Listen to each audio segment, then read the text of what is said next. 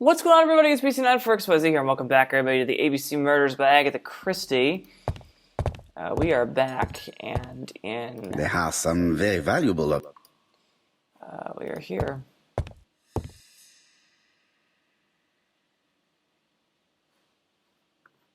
Traditional Chinese map. Facsimile. South is on the top of the map. Why is south on the top?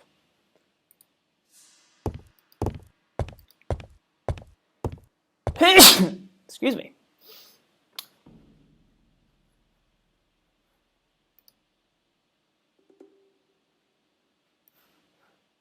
Compass point to the south. Bronze and magnetite. Didn't we already observe that earlier? I definitely think we did. Regardless.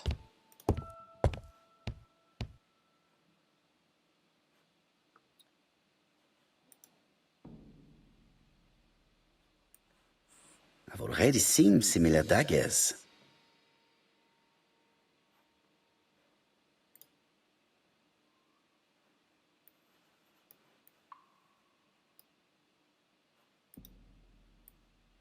A dark dragon for a bright-haired maid. See. Who in the world is that?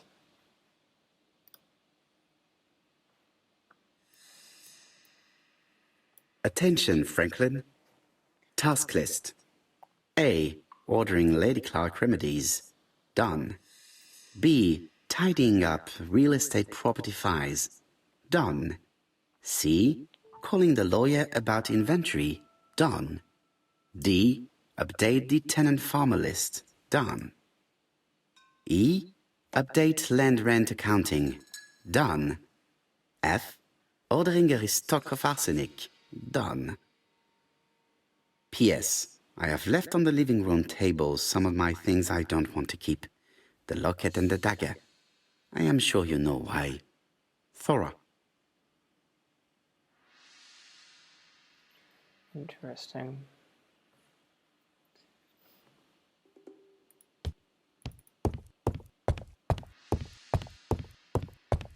Order and method above all. Oh, when no one's around. Sir Carmichael.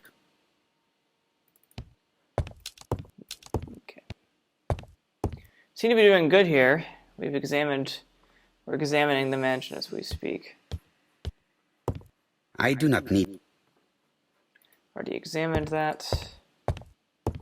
Is there anything else that I haven't seen? This.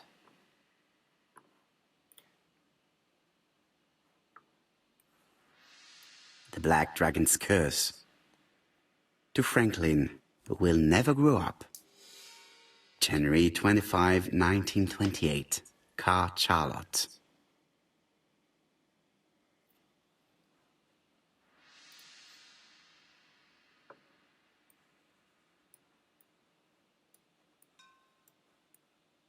Miss Thoragray, Comside, Justin Devon. Arsenic trioxide thallium.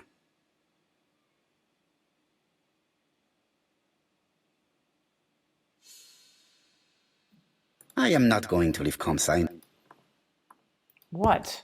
What else do we have to do? Best to leave her to sleep. Oh my god.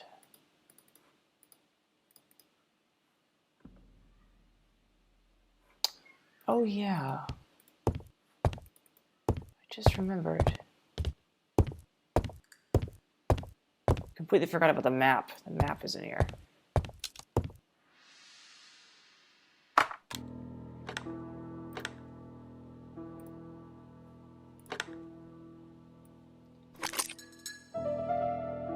The plates around the picture appear to have unlocked. I think I've already seen these symbols on Franklin's trophies.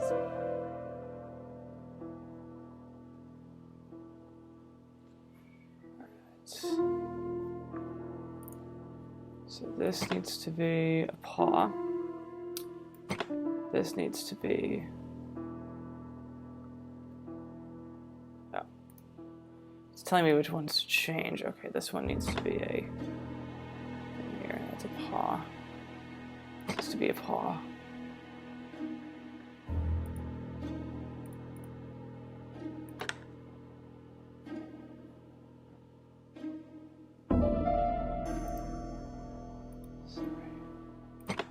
Wrong one. Alright, so here. Let's start at the top. Paw, this one's fine. This one has to be that. Has to be a paw as well. The Lion of Sumatra. Okay. Sumatra.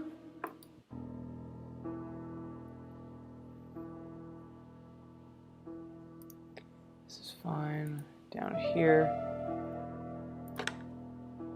The African kudu.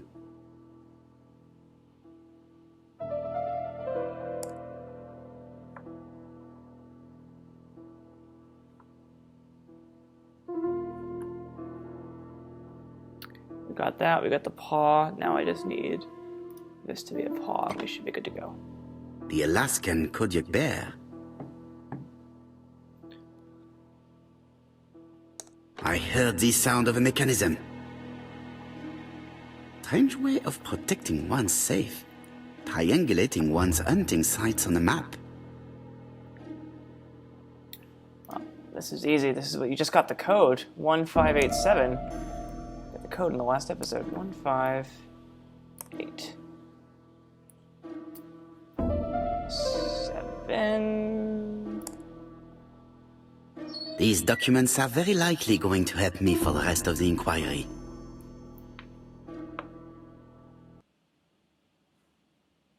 A dozen gold sovereigns.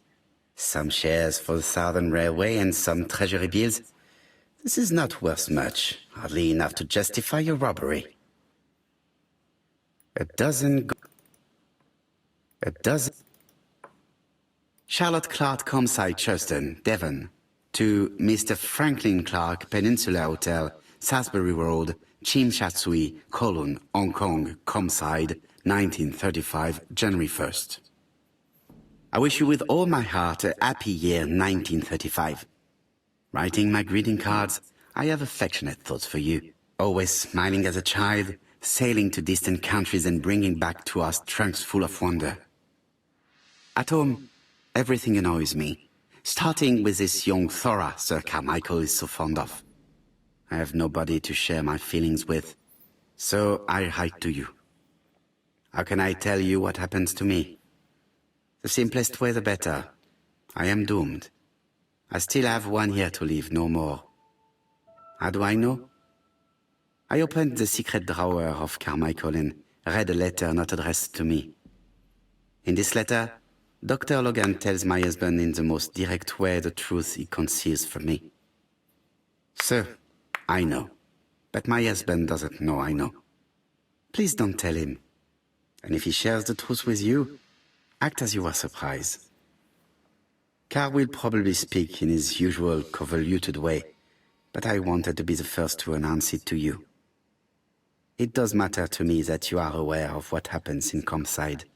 Warm regards, Charlotte. Wow. What a letter. Sir Carmichael Clark, We don't need the date.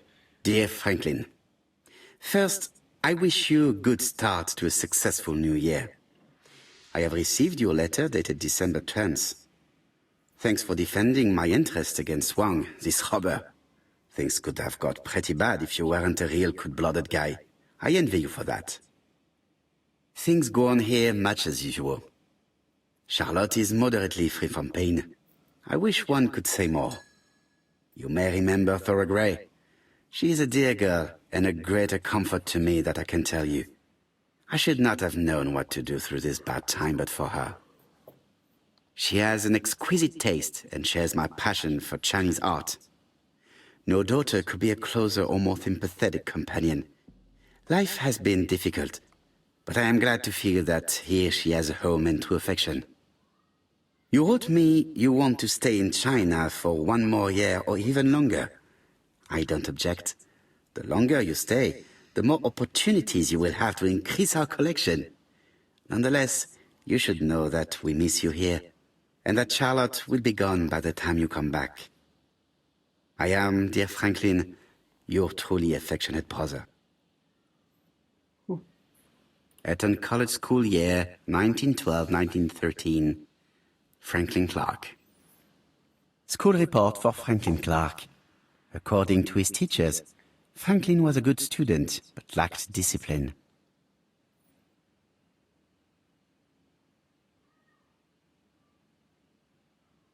Interesting. Now I can inspect the surroundings. Okay.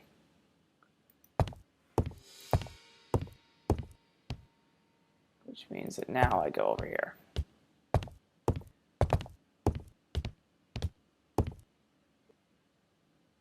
Here we go. Where is the horrible smell of carrion coming from?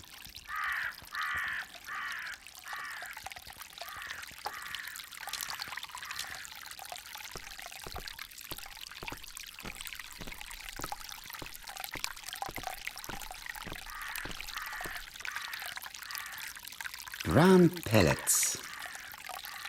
Revolting. Yeah. Brown... Tut-tut. The gardener does not follow the alignment. There, that's better. It is symmetrical. Hastings was always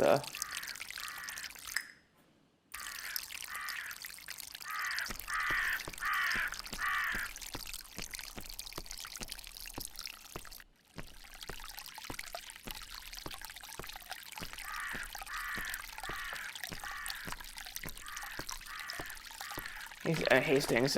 Poirot was always very tidy and neat.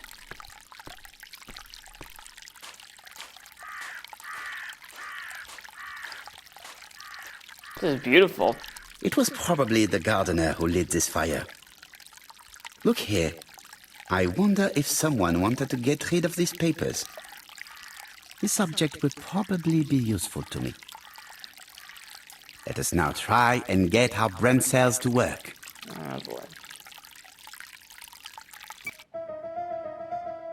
Why did Thor leave Percival along near that comb side?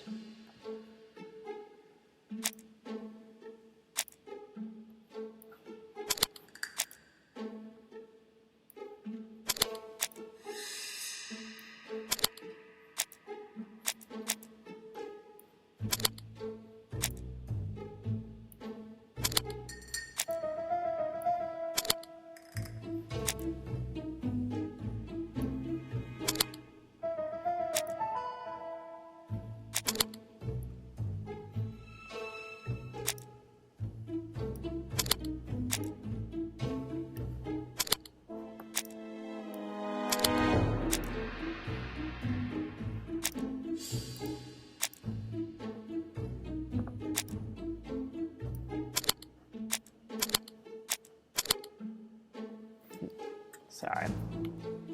Let's see. What is this? I know what the question is, but...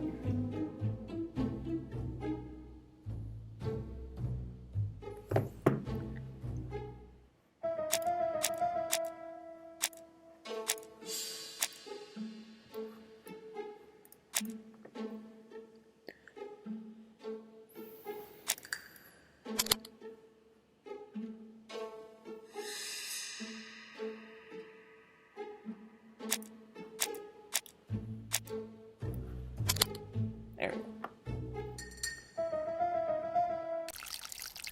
Everything that Thorgray has left behind comes from Sir Carmichael's collection. He most probably gave them to her, but she chose to leave them here rather than run the risk of being accused of theft. It is understandable when you know just how much Lady Clark mistrusted her. Let us now try and get our brain cells to work. Oh, excuse me, more stuff.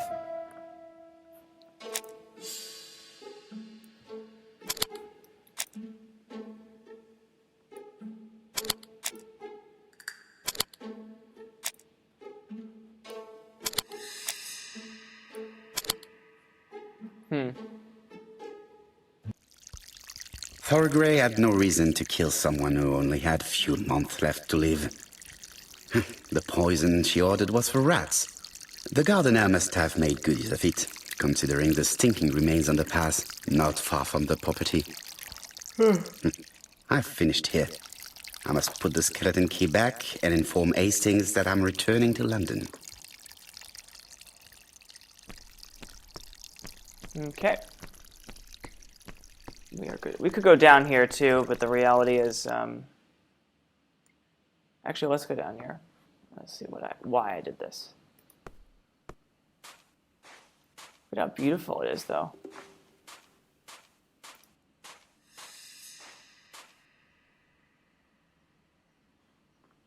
May you have peace, Carmichael. Charlotte. A beautiful, nice and beautiful landmark. Beautiful, beautiful scenery here, too. That's awesome. Awesome stuff.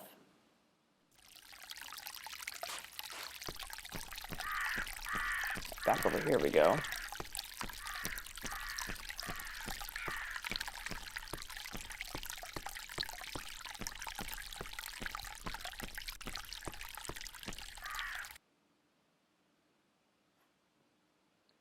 Okay.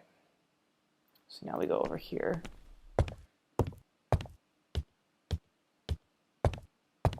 And we ignore Poirot as he trunks along.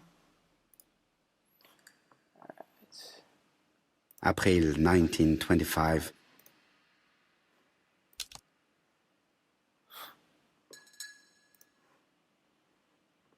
Hold on, I need to put the key back. Perfect. Nothing else is keeping me here.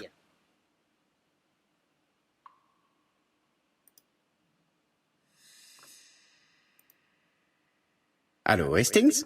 I have finished in Charleston. I will take the first train. Tell me, do you know how to restore writing on a burnt document? Yes, you just have to soak a cloth with a hydrochloric acid solution and rub the sheet of paper. Then the characters appear. Bien. You have been of great assistance, Hastings. Could you please order the solution as soon as possible? Of course, but what documents do you want to read? You will see, my friend. À ce soir. À ce soir. Right. Back we go. Donald Fraser is here. He insisted on waiting to see you.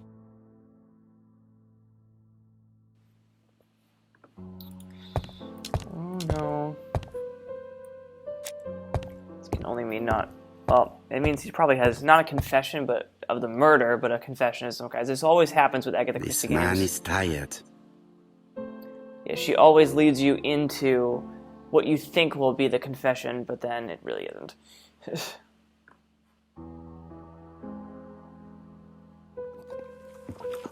Donald is short of sleep, and it looks as if he didn't even bother to undress before going to bed.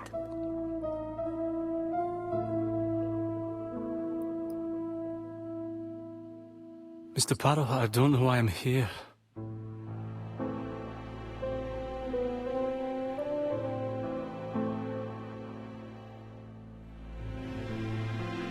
You wanted to talk, and you came to find the only man capable of hearing you. Mr. Poirot, since Betty's death, I've doubts about myself. I don't know what to do. And I keep having a horrible dream 3 nights in a row.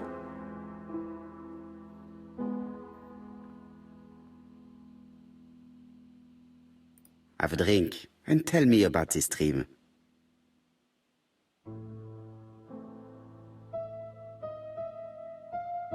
It's always the same. I'm on the beach with Betty. I grab her around the throat, and I squeeze, and squeeze until she's dead. Her head falls back, and I see that it's no longer Betty. It's Megan's face. Have you seen Megan Barnard recently? Yes, our grief has brought us together. I never really knew her before. She's really quite a remarkable girl. But I would never tell her about my dream. Why not? Is it her you are attacking in your dream? No, it's Betty. And once Betty is dead, it's Megan's face that appears in its place. Very interesting. Poirot's like, Let us now try and get our brain cells to work.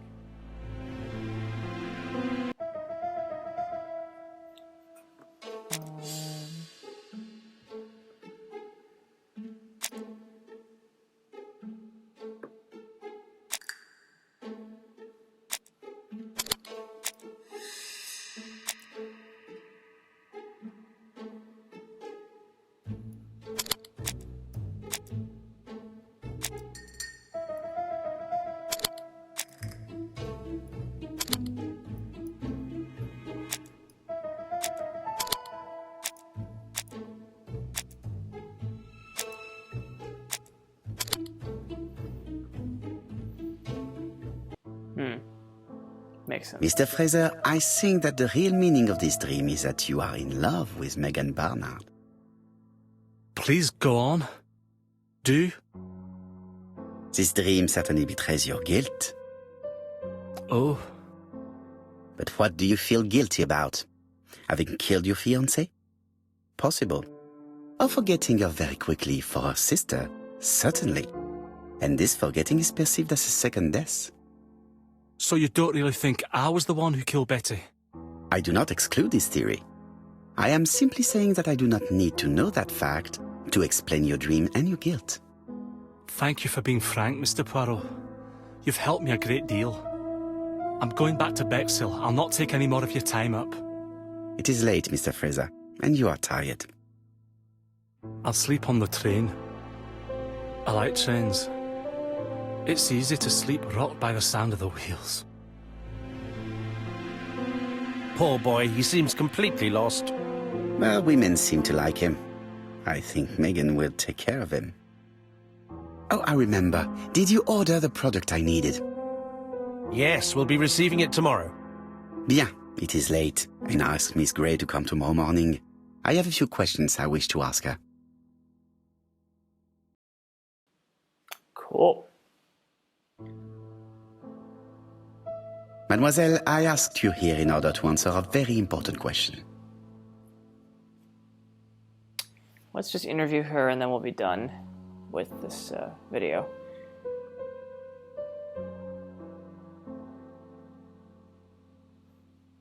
Am I right in thinking you said that you did not speak to anyone on the day Sir Carmichael was murdered? It's the absolute truth. Yet, Lady Clark maintained that she saw you talking to a stranger on the front doorstep. Really? She must have been mistaken. Oh, I remember now. I'd forgotten all about it, but it wasn't important. It was just a salesman. One of those traders who sell stockings from door to door. Can you describe him to me? Medium size? Glasses? Dark suit and a felt hat. Not the sort of man you notice. Completely harmless. That's why I forgot all about him. Nothing else? He was very hesitant and shy. Usually door-to-door salesmen are very confident. But he wasn't.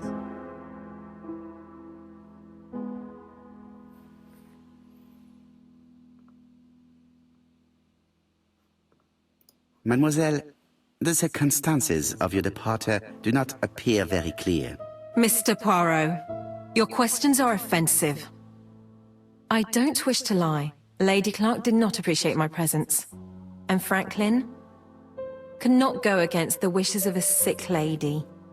He is a good man, and he worries a great deal about his sister-in-law.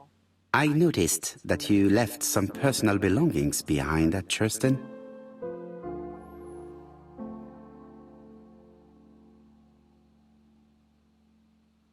Are you planning on returning to Churston?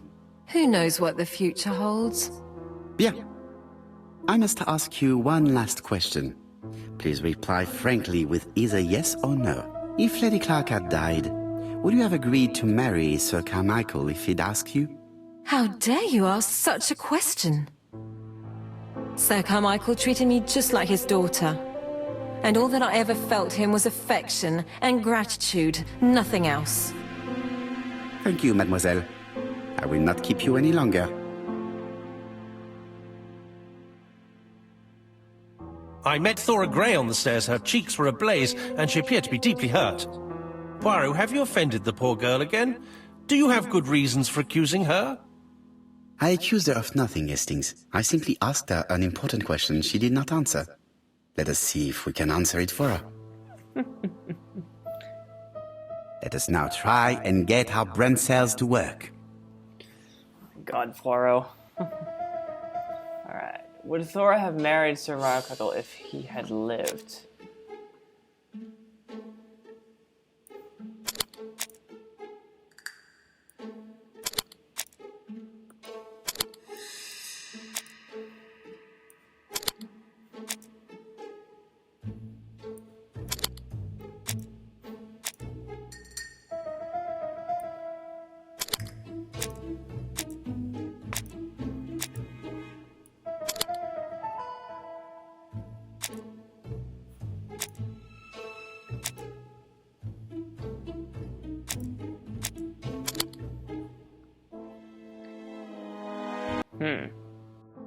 You must know how to read between the lines, Hastings.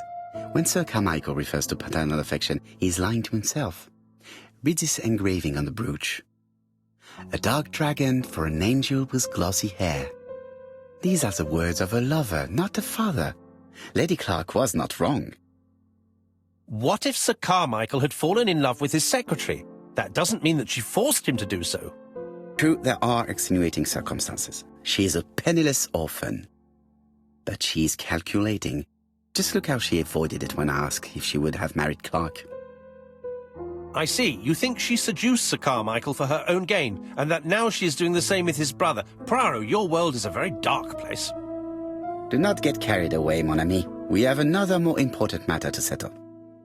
Really? Yes, would you believe that Miss Grey taught me something new? Let us now try and get our brain cells to work. Okay, one more.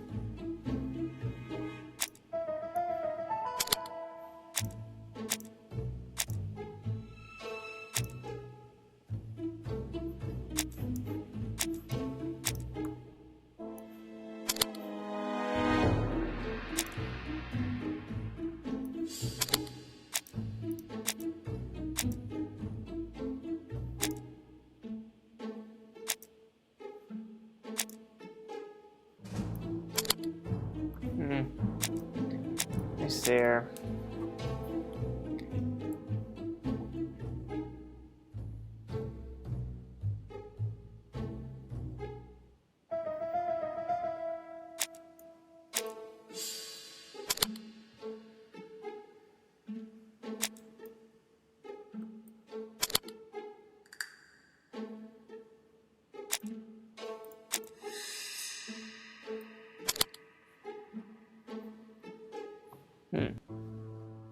It's perfectly clear, Hastings, perfectly clear. Indeed, a stocking seller visited Andover, Bexhill, and Churston on the day of each murder. We have our suspect. This should be of interest, Jap. Why don't I do that in the next... Well, let's telephone Jap. You know, let's just telephone him quickly. Chief Inspector, we are looking for a stocking salesman. I see you have a suspect. Yes. Contact all the stocking wholesalers who may employ him. Your suspect is a salesman? No, he does not take orders. He sells door to door. Right. The hunt is on.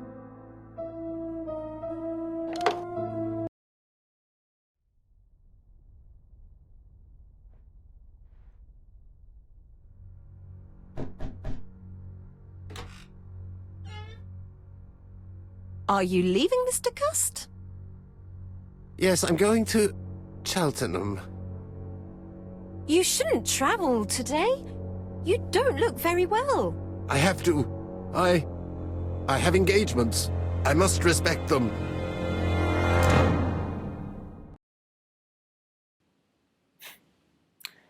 Dun dun dun! Can you get the post, Hastings? And why don't you go and get it yourself? Très bien. What's going on? I've never known Hastings to be so disagreeable. Well, we'll determine that in a second. We'll be right back, guys. Thank you so much for watching, and I will see you guys next time on the ABC Murders by Agatha Christie.